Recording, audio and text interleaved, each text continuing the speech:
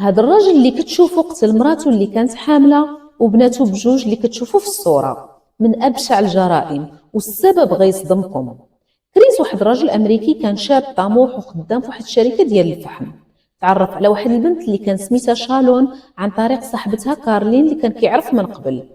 شالون كانت معروفه في مواقع التواصل الاجتماعي، اي حاجه كتصورها وكتحطها على حياتها. من بعد مده عرض عليها الزواج، وفي 2013 تزوجوا وكانوا عايشين مزيان. ولدات معاه جوج ديال البنيات بيلا وسيلي، فنانين كل نهار كتصور الحياه ديالهم وكتبارطاجيها. بزاف الناس اللي كانوا متبعين الحياه ديالهم وكيقولوا لهم نتوما اسره مثاليه. في 2020 عرفت شالون باللي راسها حامله، فرحات بزاف وخصوصا ملي عرفت باللي عندها وليد. علمات راجلها كريس اللي تبدل ولا عصبي وما بغاش شالون تزيد تولد، قال ليها بارك علينا غير جوج ديال البنيات. تغير كريس بزاف وما بقاش كيرجع للدار. شالون بقات متحمله وكتقول غير فتره وغدوز. هاد الوقيته شالون جاتها واحد الخدمه وكان خاصها تسافر هي وصاحبتها كارلين.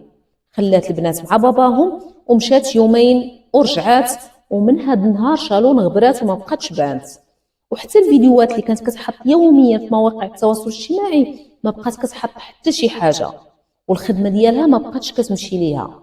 صاحبتها كارلين تشطنات عليها وسولات كريس اللي ما عطاها حتى شي معلومه، ومن تما مشات علمت البوليس، واول واحد حقوا معاه هو كريس.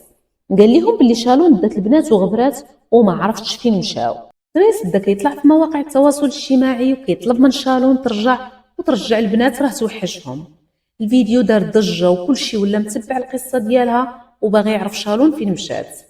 البوليس قلبوا الدار مزيان ولكن ما كاين حتى شي اثر لشالون. شافوا بيت النعاس مرون والمخدات مليوحين في الارض، والكوفر اللي ديال الناموسيه ما كاينش. البوليس بداو كيقلبوا على الكاميرات اللي عند الجيران وشافوها.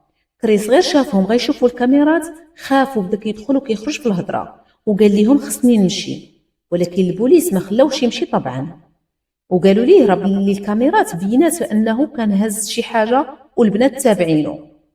ضغطوا عليه البوليس وطلبوا منه يشرح لهم، وهو ينهار واعترف بكل شيء.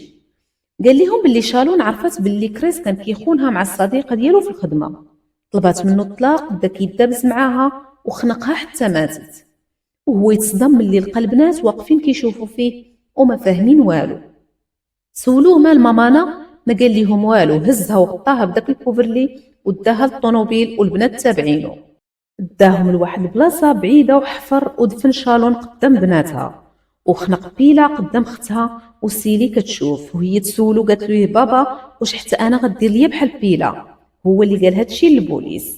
لاحو في واحد الطارو كبير ديال النفط تما ورجع للدار ديالو كانه ما دار حتى شي حاجه.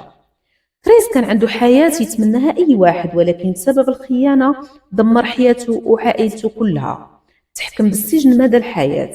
إلا وصلتي حتى لهنا قلنا الرأي ديالك في التعاليق، وما تنساش لايك للفيديو وشير، وشكرا، وإلى فيديو آخر بإذن الله.